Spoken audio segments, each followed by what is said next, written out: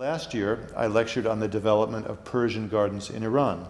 Persia is, of course, the source of this garden typology over 2,500 years ago, which spread through various parts of the Islamic world. Nowhere did it take such a vigorous and magnificent root as in India. This makes sense, as India had long been under the influence of Persia, part of which was annexed by Darius the Great around 518 BCE. Like many interesting talks, I would like to begin this with readings from the scripture. From the book of Genesis, quote, "Now the Lord God had planted a garden in the east, in Eden.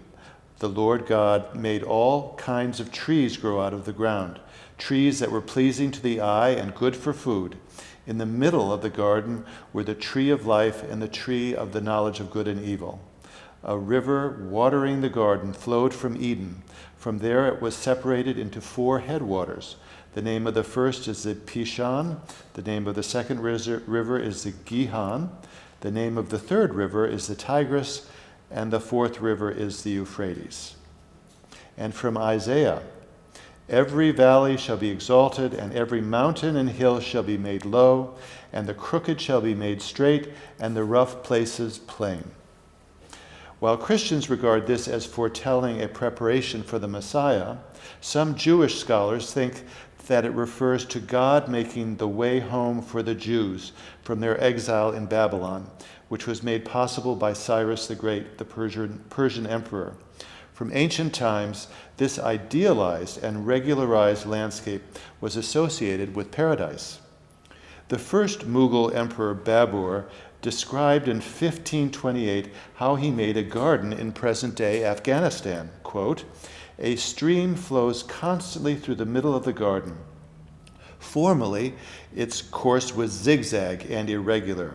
I had it made straight and orderly, so the place became very beautiful.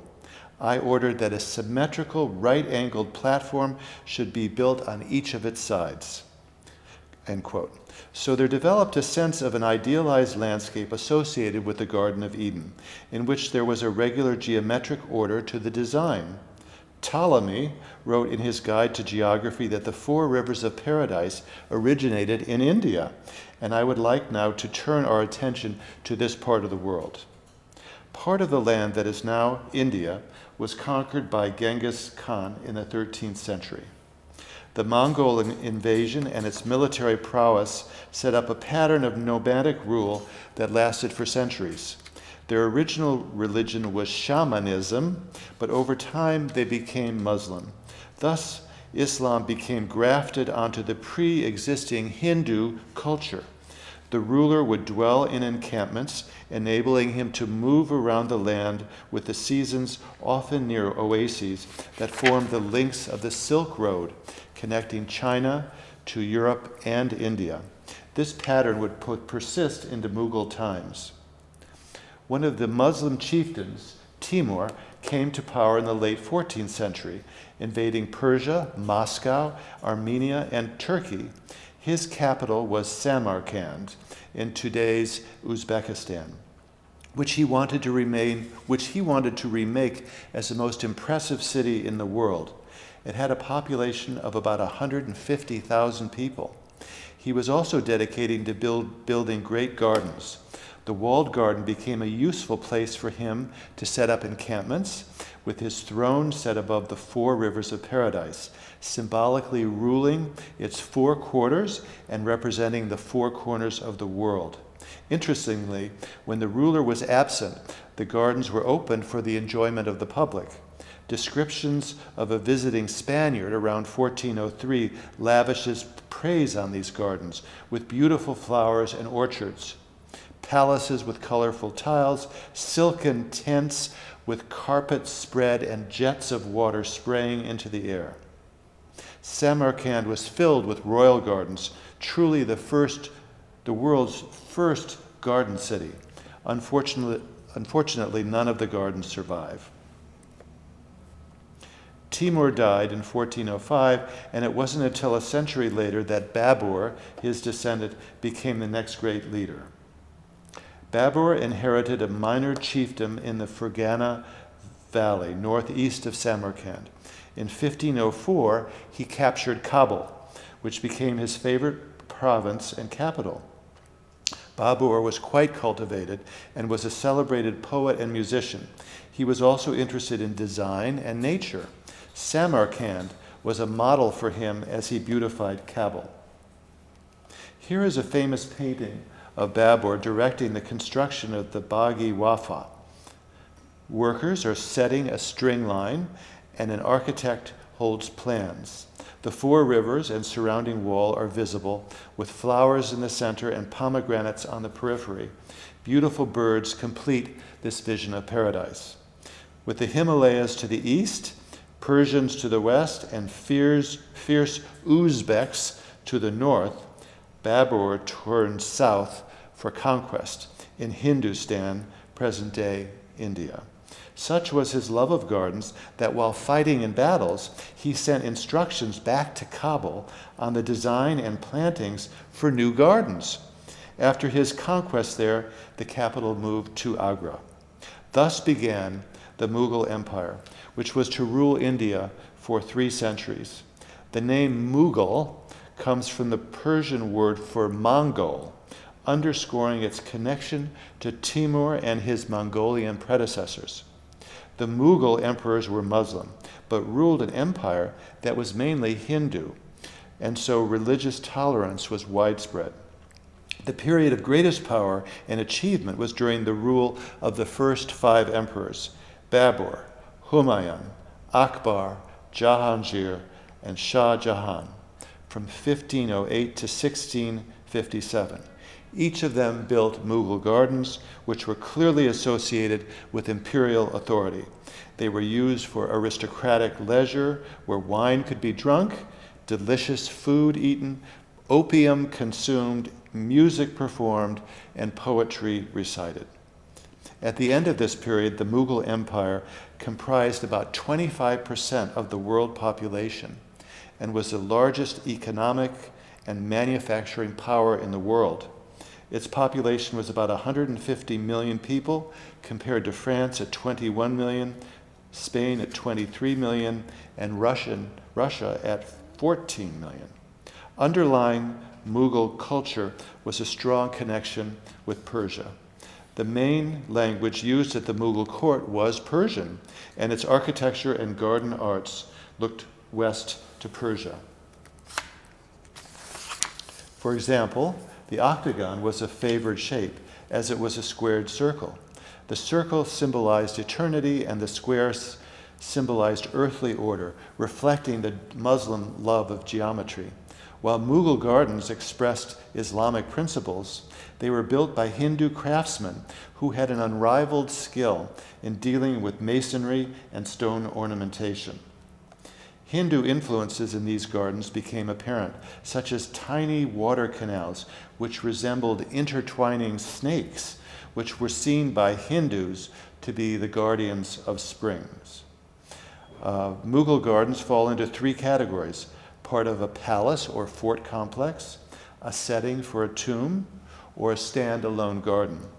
They are large in scale and surrounded by walls with crisscrossing canals symbolizing the 4 rivers of paradise, often on stepped terraces. This is the classic Charbagh, or 4 gardens, layout. India is more blessed with water than is Persia, so its gardens are dominated by strongly flowing water, sometimes delivered by wells or by elaborate canals from the mountains or other nearby water sources. The topography is also more varied than in Persia, so there are more changes of level in the gardens. The favorite trees in Mughal gardens were fruit trees, which symbolized renewal, and cypresses representing eternity. Let us examine this painting of a Mughal emperor in a garden dated 1735, which shows how Mughal gardens were originally planted and their component parts. Cypress trees clearly alternate with fruit trees along the paths, and the interior beds are lined with flowers. There are 4 canals converging on a central pool. In the background is a palace with a water chute flowing from its porch. The whole is surrounded by a wall with an entrance tower and corner turret visible. This is an Indo-Persian garden in a nutshell. Almost all of the gardens built by Babur have disappeared, but Elizabeth Moynihan discovered one in 1978 when her husband, Daniel Patrick Moynihan, was a U.S. ambassador to India. Located in Dholpur and built in 1528, it is called the Lotus Garden for its use of the lotus as a motif, both as a bud and flower. Astonishingly, it is carved out of the living sandstone, which is one reason why it has survived. Ms. Moynihan cited extensive writings from Babur about the design and construction of the garden. Lotuses are sacred symbols to Buddhists and Hindus of the creation of the world. Here is the plan. Only partially excavated, it illustrates the development of a lotus bud from tight bud to full flower to a spent blossom in various pools. Here is the primary full flower lotus-shaped pool. Here is a small hexagonal pool with lotus buds. The canals are very narrow and shallow, and there were no jets as water was not plentiful in this area. There is a small water chute, maybe 18 inches high. Where is it? There it is. There's a small water chute, maybe 18 inches high, prefiguring much larger ones a century later. Unfortunately, it seems that further restoration of the garden has not occurred, as the government has not moved to designate it as a protected area, and it remains privately owned. The second emperor, Humayun, reigned for a long time. At his death, a grand tomb was built by his son and was the first tomb to be planted in a garden, an Indian invention. Tombs were a Mughal development, as Hindus did not mark their graves with sepulchres. It was the ultimate paradise garden in which the tomb becomes a kind of cosmic mountain. These tombs were maintained by religious communities and became a pilgrimage site. Humayun's tomb was completed in 1573 in Delhi and was designed by a Persian designer as a perfect square. Recently restored by the Aga Khan and the World Monuments Fund, it is the oldest intact Mughal garden and is surrounded by tall walls with towers at the corners. The canals are only 14 inches wide and 3 inches deep. The primary paths center on the 4 gates, converging on the tomb in the center.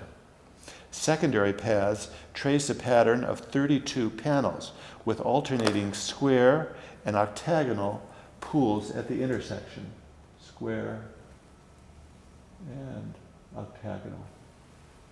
Some intersections had raised platforms which would have been covered with carpets and tents and used for the contemplation of music and poetry. The panels were originally planted as an orchard, but now are just grass. The income from the fruit of the orchard originally would have supported the maintenance of the tomb.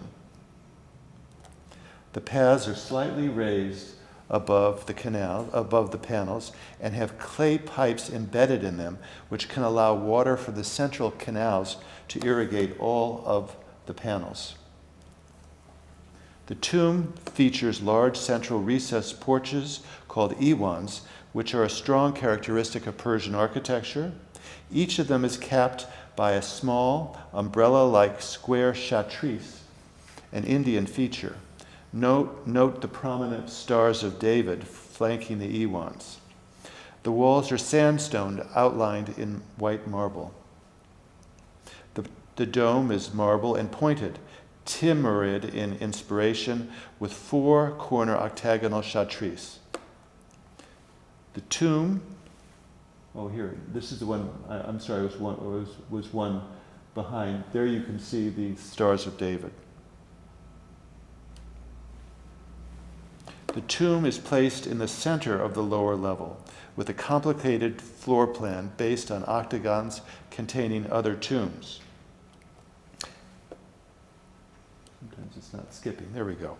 A cenotaph is placed above it on the upper level. Humayun's tomb set a precedent as a shrine for the worship of Mughal emperors. The third and possibly greatest emperor was Akbar. He was smart, brave, and an administrative genius who greatly expanded the empire, building many forts and gardens. He was also tolerant of all religions, and his wife was Hindu.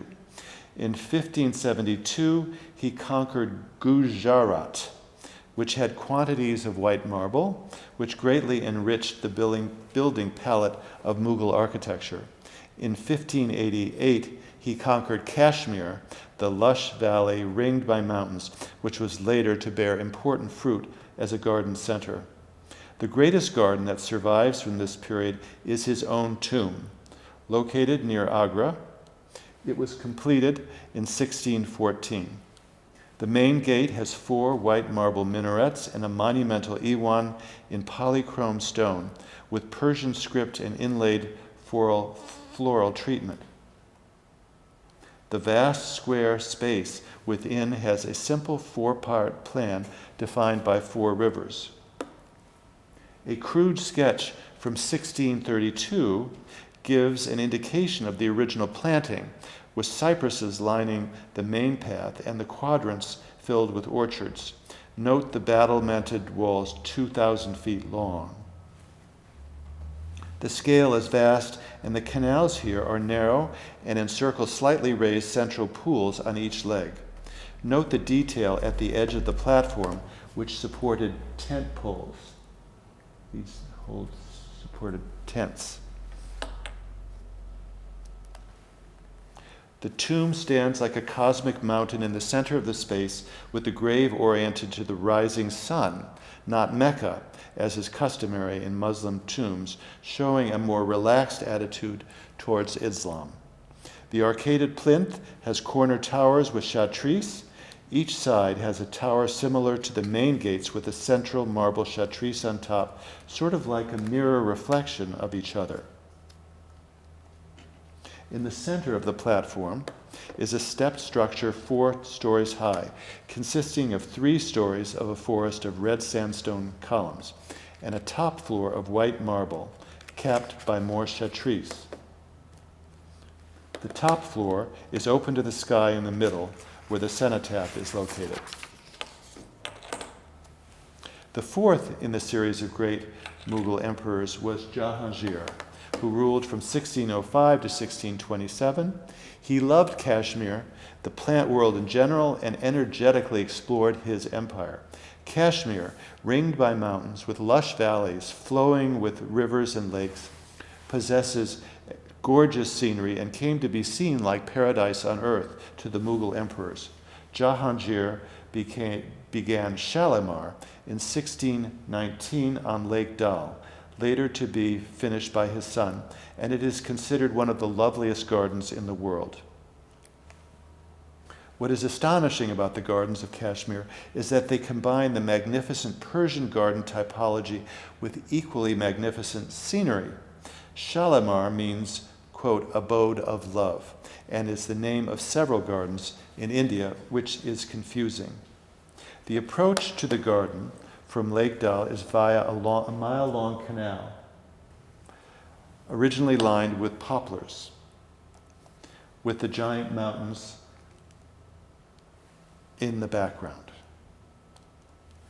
There are 3 parts to the garden: the outer emperors and ladies,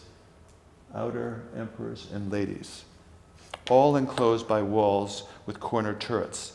The canal leads to the outer or public part, where the emperor could meet his people. Water flows through the center of a pavilion, the hall of public audience, with a dramatic cascade issuing from the throne area, connected by stepping stones to the side, as shown in this early 20th century watercolor. It is at this entrance to the garden that is located the famous quote, "If there be a paradise on the face of the earth, it is here, it is here, it is here." The Emperor's Garden is a sharbagh split into two levels and is the earlier part of the garden. It was a semi-public part of the garden where the emperor met high-ranking people. At the center of this garden is a stone island connected to the bridges, to the side by bridges. It's a stone island. That is this. This is the stone island connected by stone bridges.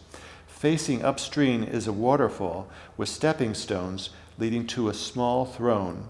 Note the niches behind the waterfall. So here are the stepping stones to the throne. Here's a picture showing the waterfall with full water flow. One use of these gardens was for peaceful contemplation, where sitting cross-legged on carpets was a preferred stance. Further upstream are two open square pavilions capped with pyramidal roofs. The existing buildings are Kashmiri replacements for earlier gatehouses that guarded the entrance to the ladies' garden. This is the Zenana Garden, a private refuge for the emperor and the ladies of the court, later built by Shah Jahan, son of Jahangir. The whole area is shaded by large plane trees, and throughout the garden, the water is very shallow. Plane trees were imported from Persia and are a feature of Persian gardens.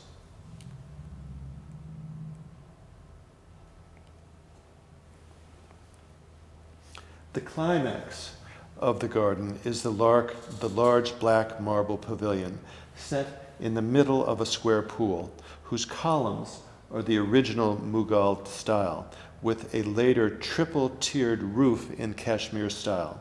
The building is surrounded by water jets. One can look through the building down the central canal, which originally was bordered with lights. In front, water flows into a dropped central pool on three sides. Note the water slits below the bridge on the two sides, so water would flow through these slits. In the center are stepping stones, again, to an octagonal stone throne for the emperor. Today the water is greatly diminished. Behind the building are two bridges which lead to it. Behind that are two more waterfalls. 1, 2. Each with gridded niches, originally adorned with flickering lights set behind the water. Look at this detail of the niches. Not far away on Lake Dal is another great garden, Nishat Bagh, meaning Garden of Gladness, and built 14 years later in 1633 by the brother of the Mughal empress, the 20th wife of Jahangir. It was intended to be approached from the lake, passing under a beautiful angled stone bridge, which you can see here. The garden is elongated on and tucked into the mountains with 12 terraces, each representing a sign of the zodiac. Unfortunately, the lower terraces have been disfigured by a public road. Water flows down the central canal about 13 feet wide and 8 inches deep, with many jets, and the inner paths are grassy, not paved, with paved paths further to the sides. There are 12 waterfalls, several of which are carved stone water chutes or chadars. The carving animates the water even more, as the water is pinched in and flows over the texture, white with foam. Chadars are an abstracted version of a mountain stream. Let's go back there. Where's a picture of a chadar? Here you can see the chadars here. Abstracted view of a mountain stream.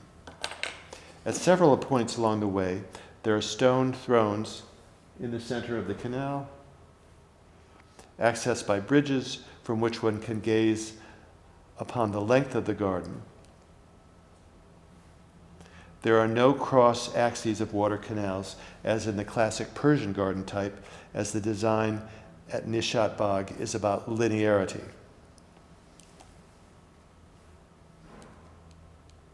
It was not a royal garden, so it does not have the rigidly segregated areas at Shalimar, but there is a zenana on the uppermost level with a hidden connecting stair. An 18-foot-high retaining wall spanning the entire garden is articulated with inset arched panels separated by abstracted pilasters. At the end are octagonal towers 3 stories high, the middle level having large foliated arches. Within is a connecting stair, and a view from the top floor is especially fine.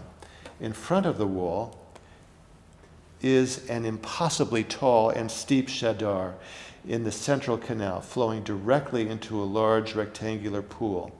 There is more of a vertical drop at Nishat Bagh than Shalimar, and is therefore livelier. There used to be a pavilion near the bottom, now lost. It was quite open at the first floor, with water flowing through it via a large square pool within. Here is a view of it a century ago, with a beautiful view of the lake and mountains in the distance. Note the brightly painted carved woodwork. This is how Constance Villiers Stewart described Nishat Bagh in 1913.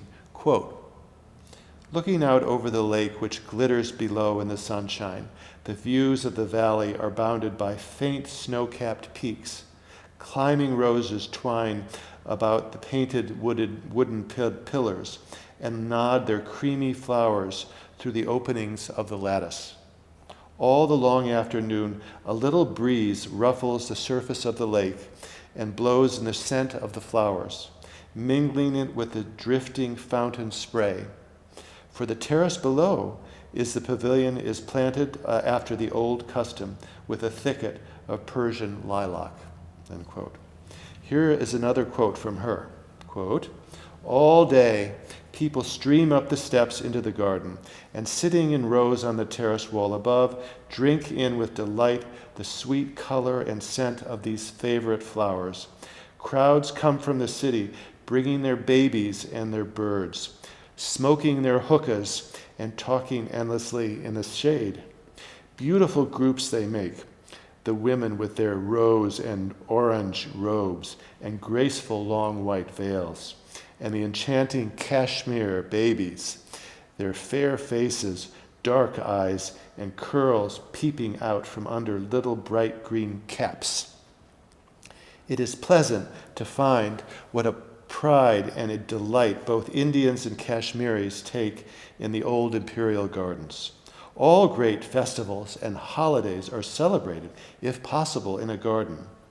A day in one of these great walled gardens is an event which appeals as much to the most favored ladies as to the very poorest classes. Every Indian speaks with a lingering regret of the older days when the gardens were in their splendid prime." End quote.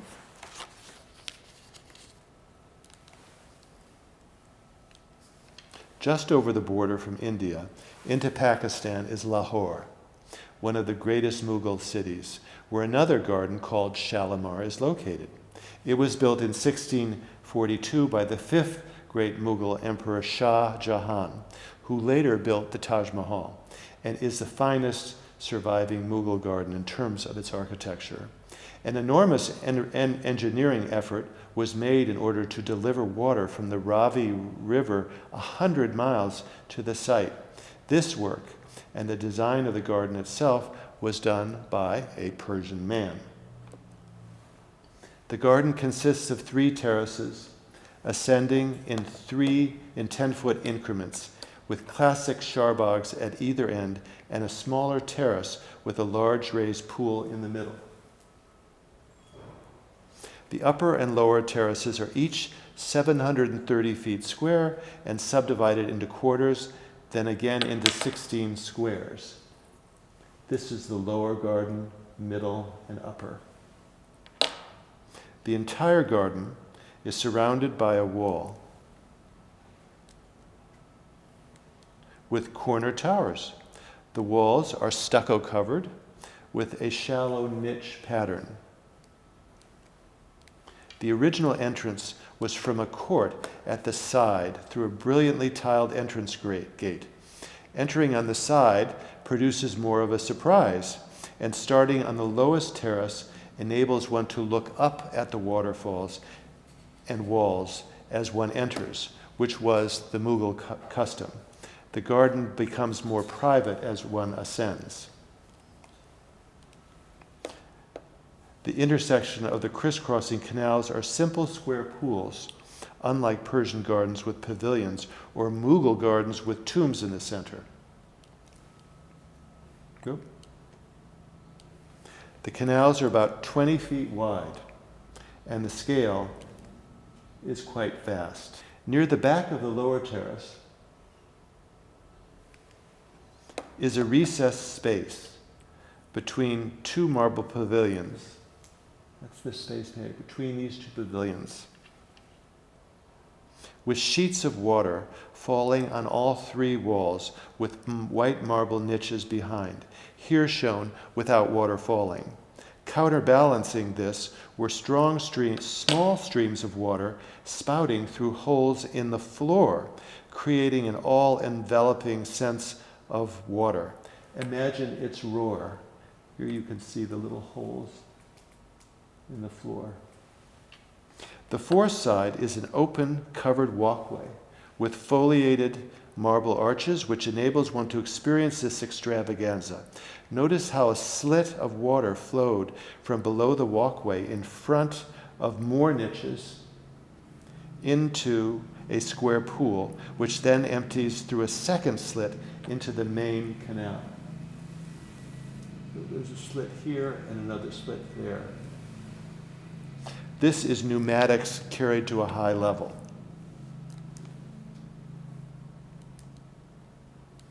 The cross-axial canals are unfortunately dry and deteriorated, which is not uncommon with Mughal gardens. Note the triple canals, narrow, wide, narrow. The architecture of Persian gardens is high maintenance, and it is difficult to manage in developing countries and in Yonkers. Furthermore, the water, which was originally so abundant in the 17th century, is unfortunately now scarcer, as overbuilding, overpopulation, and the destruction of forests has altered the water table and water availability. Many Mughal gardens are missing their original fine-scale details, such as urns and planters. And of course, the biggest shortcoming is the horticulture. Imagine the garden when it was lined by avenues of cypresses and studded with a grove of fruit trees. Flower beds were geometrically planted in long parterres, as one would see in an oriental carpet. Walls were lined with climbing roses with their intense fragrance and bright color, imitating the waterfalls. The middle terrace is the most spectacular, originally having 152 fountains in a pool over 200 feet long, now reduced to about 100, some of which threw up water 12 feet in the air. The pool is flanked on all four sides by pavilions, 2 in white marble and 2 in red sandstone. In the center is a marble platform reached by narrow causeways. Near it is a raised, ornately carved white marble throne with marble railings for the emperor, behind which is a grand water chute emitting water from an elaborate pavilion through which water flowed. The throne enabled the emperor to see all the fountains at play while at the same time being cooled by the flowing water. Some of the cascades had niches in the walls behind the waterfalls, filled with golden vases of flowers during the day and lanterns at night. Interestingly, the stairs connecting to the levels are to the sides, which moves one off-center, creating a more complex passage through the garden. The edging of the pool is in the form of lotus cutouts in stone, which were arrayed with an intricate alternation of potted plants with water jets in the recesses of the stone. The large pool is studded with a grid of stone jets in the form of lotus flowers. Adjacent are parterre borders in a floral pattern constructed of brick. Originally, there was no grass, forming a lavish and elaborate pattern of flowers and alternating cypress and fruit trees. The Taj Mahal has a similar pattern, but it is rectilinear, not curvilinear. The paths are paved in an intricate pattern of brick, as stone was not readily obtainable in Lahore. The upper or zenana terrace was for the ladies of the court, as well as the emperor's family, and there were living spaces for them along the wall. The terraces were originally planted with fruit trees amidst a continuous sheet of flowers, which were replaced by grass plots and shade trees by the English during the period of the Raj. Throughout, there were hundreds of fountains, often spouting water from stone lotus buds. There were many pavilions and bathhouses in the garden, which were beautifully crafted with inlaid marble, semi-precious stone, and agate, similar to the Taj Mahal, which unfortunately were stripped by the Sikhs in the 18th century to be used in one of their palaces. This was truly one of the most magical of Mughal gardens. Here is another quote from Villiers Stewart in 1913. Quote, "But as the sun sinks and the afterglow steals through the close-set tree trunks and streams down the openings of the west canals, where the dark battlements lose their shape, blurred against the roseate, dust-laden rays, a brief dream of former splendors gilds the platforms and pathways, the water and the wood. And melancholy, ghost-haunted as it is, still leaves one with regret, this old garden palace full of echoes." The third type of Mughal garden is contained within palace fortresses, which are complexes like little cities. The Red Fort in Delhi was built by Shah Jahan in 1648 and is about 3,000 feet long, walled with a moat on 3 sides and open to the river on the 4th side. Let me see that here. So it's open on the 4th side. Here's the river. Its name is derived from the red sandstone used to build the walls, and was regarded as one of the most splendid palaces in the world. Parts of it were destroyed, along with large areas of Delhi, during the Indian Rebellion of 1857. So many areas are now open and featureless. Most unfortunately, no water is present now in the canals and fountains, and the gardens are barely planted. After passing through the main central tower and passing by a public arcade and courtyard on access, all originally featuring flowing water, one comes to the Diwan-e-Am, the hall of public audience, with its impressive outer colonnade of 30 sandstone columns. Within is a magnificent white marble throne with elaborate marble inlay. Beyond is the Rang Mahal, which leads one into the more private palace zone. This building was open to the river on one side and with a garden on the other. Water flowed into the building from 3 directions.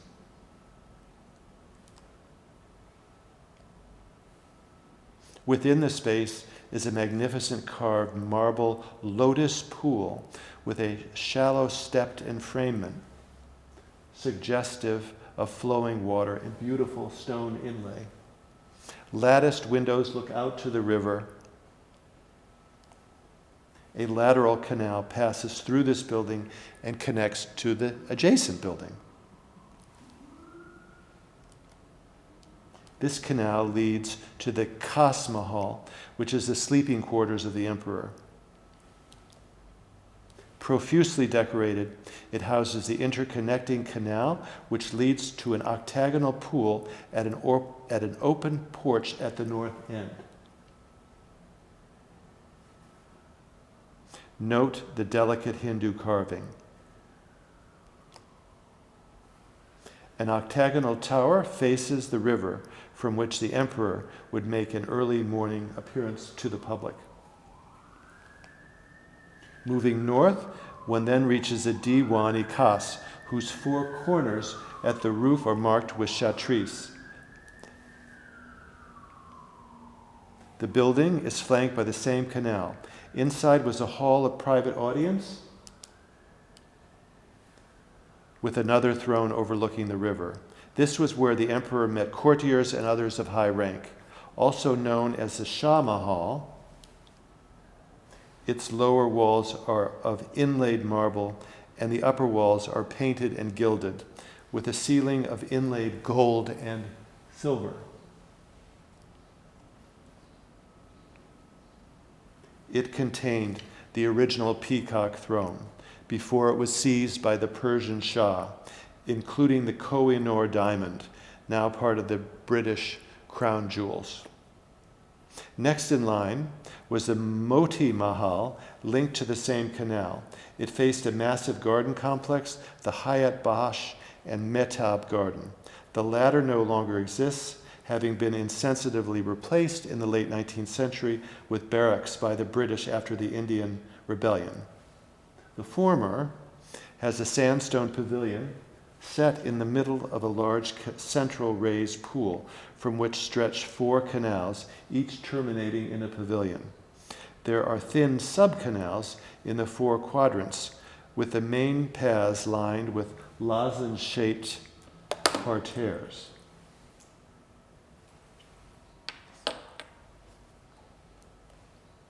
Here you can see how they are raised above the garden level, a typical condition. Marble pavilions at the north and south end still exist and were the sources of water for this part of the garden. Notice the water chute. A chain of parterres in the main canal existed on the east side along the ramparts overlooking the river. The Shah Burj is located at the north, the very end on the north. The Shah Burj has an octagonal north tower facing the river, which originally contained the hydraulics, which lifted the water from the river to the gardens. The back wall of the adjacent pavilion featured a water chute, which fed an elaborate scalloped canal in front.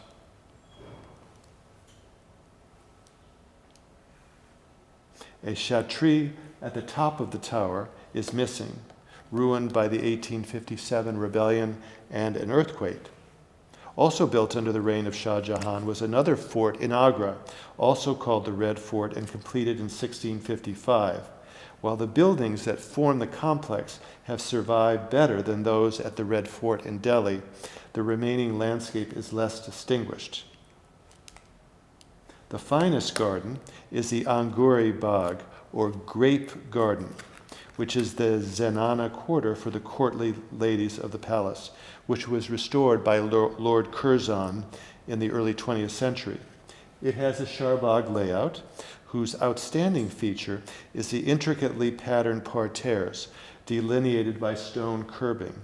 It is possible that this manner of delineation was inspired by garden trends in Europe, such as the Luxembourg Gardens in Paris. It is the only Mughal garden where this curving has survived, showing a honeycomb of inner and outer curves at each of the four quadrants. While the infill now is a simplified two-tone leafy scheme, it originally would have been filled with a multitude of flowers, giving the impression of an elaborate oriental carpet. Each quadrant was surrounded by a stone trellis supporting vines, of which only two small sections have been rebuilt. The four walkways are raised in the traditional manner. The focal point of the garden is the marble Taj Mahal, or private palace, with its five-lobed arches and corner chatri towers in white marble overlooking the river on one side and the garden on the other. Its porch was originally decorated with metal versions of grapevines which were gold-leafed and inlaid with emeralds and rubies, representing the ripening of grapes from green to purple. Incredible. A description of this garden claimed that it was, quote, a scene of voluptuous beauty such as the world has rarely known since the wealth and elegance of Rome filled the palaces and villas of Pompeii. All of this was unfortunately looted by the Maharaja of Bharatpur. In front of this palace is a large square pool on a podium with an intricately curved border. This consists of projecting scrolls embedded with water jets alternating with recessed palmettes. The corners are carved lotus petals. In the center are 5 needle water jets. A shallow canal flows from this pool, that's here, to a waterfall shown in the distance. That's the waterfall over there, behind which were niches. Notice how the waterfall goes underground only to reemerge in the water slits in the smaller pool, here, which was used for swimming by the ladies. Notice also the corner benches in lotus design in the swimming pool. Adjacent to the Taj Mahal is the Sheesh Mahal, or Palace of Glass, which is the bath facility for the Zenana. Its interior is studded with innumerable bits of mirrors set into groin vaults. The walls are embellished with gilded plasterwork and mirrored panels. This leads us finally to the zenith of the great Mughal gardens, the Taj Mahal in Agra. It was built from 1632 to 54 by Shah Jahan after his favorite wife died during the birth of her 14th child. 20,000 workmen were employed during its construction. In the end, Shah Jahan was buried there too. A small city was built in the foreground, whose revenues were used to support the upkeep of the tomb. The approach is via a forecourt, lined with arcades and with primary entrances on the side, making the main entrance tower with its white marble trim more dramatic. At the corners of the forecourt are 2 small Persian gardens for 2 of the emperor's lesser wives, here and here. The center of the tower is an octagonal domed room, sumptuously decorated in red and white stone.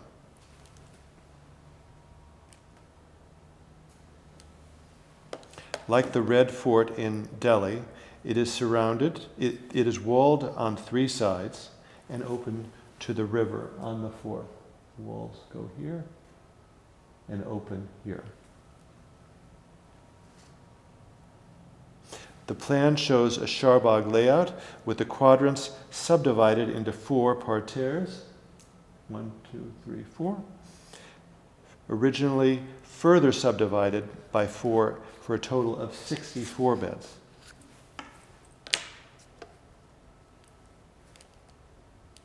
Here is one of the 2 small Charbaghs at the corners of this entrance courtyard.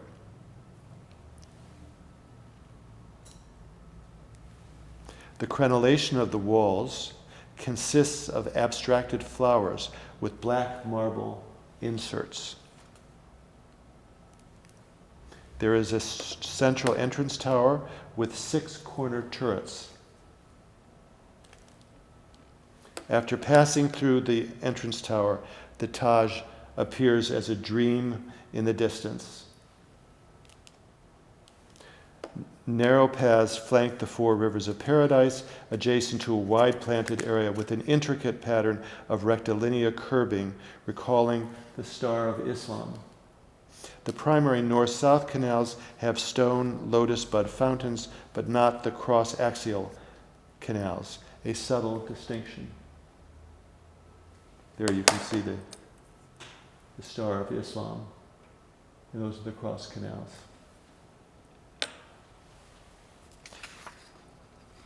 This is lined with cypresses and simple grass, but originally it was all flowers.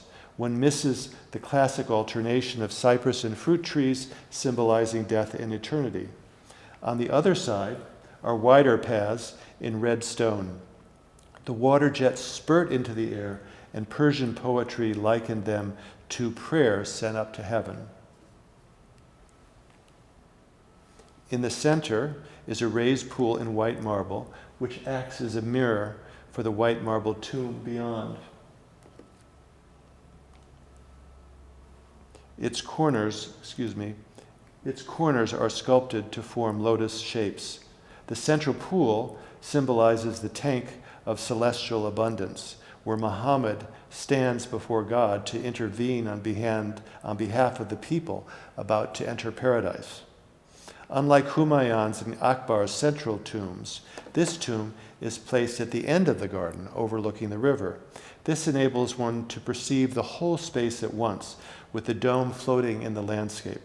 While most of the architectural surroundings are red sandstone, its white marble relief stands in high relief.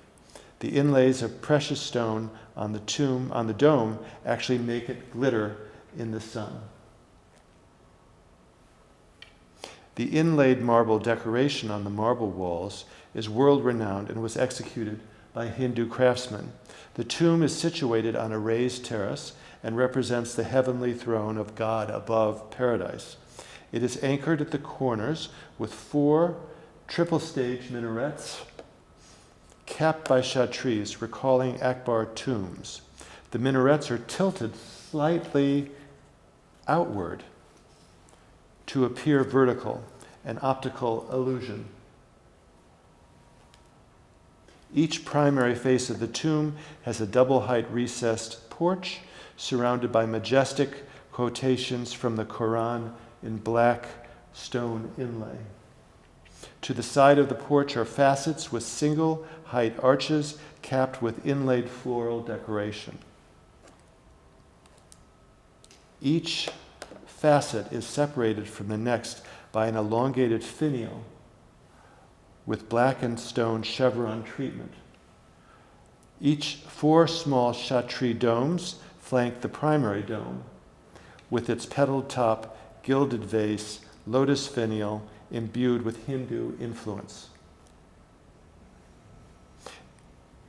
On the inside, the tomb of Mumtaz Mahal is in the center, with Shah Jahan's tomb to the side. The interior is decorated with more inlaid floral treatment with exceptional open carved stonework. The tomb is flanked by 2 buildings, a mosque and an assembly hall for pilgrims. The mosque has a beautiful dome, and there is an ablution pool in front of it. Its 3 entrance gates bear epigraphs pertaining to the Day of Judgment. The view of the Taj over the curving river is beautiful, with the red fort as a commanding presence in the distance. Opposite the Taj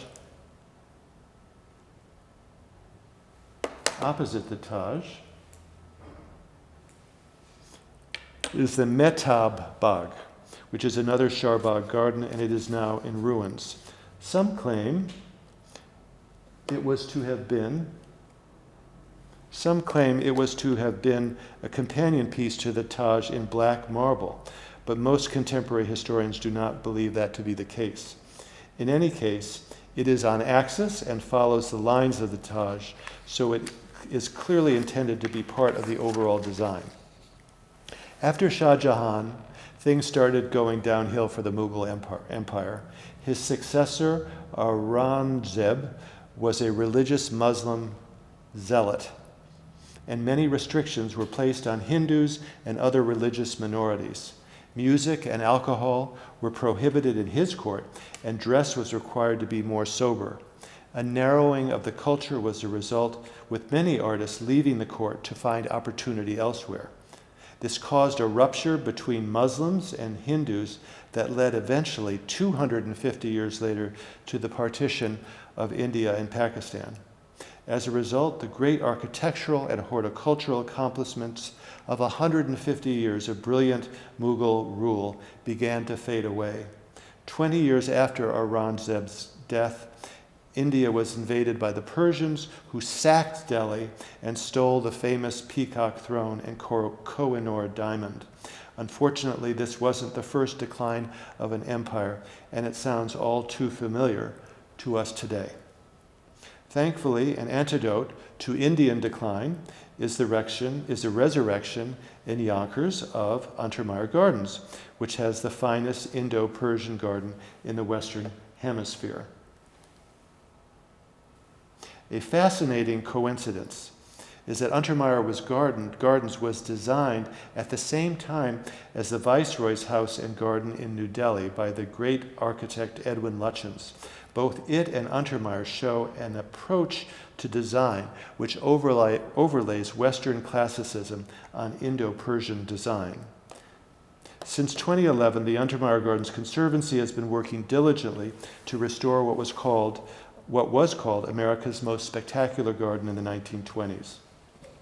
Samuel Untermeyer wanted to create the finest garden in the world when it was built in 1917, and he backed it up with 60 full-time gardeners and 60 greenhouses. We now have 8 gardeners, so here are some pretty pictures to show you a magnificent garden only miles away. Here you can see the plan of Untermeyer Gardens here, compared to the Taj Mahal. Untermeyer's open on one side and walled on 3, crisscrossing water canals with each quadrant subdivided into 4 as per the Taj Mahal. That's the front gate, crenellated walls, a relief of Artemis over the front gate, which is a reference to Cyrus the Younger's garden, a great ancient Persian garden described in antiquity. She was a Persian goddess before she was a Greek goddess. Gates of Paradise. Entering through the garden, this was the year that we planted marigolds to salute the Indian heritage of the garden. Canals looking down to the amphitheater with sphinxes atop columns in the Iranian tradition. This was a year when we planted elephant ears, a different type of plant along the canals.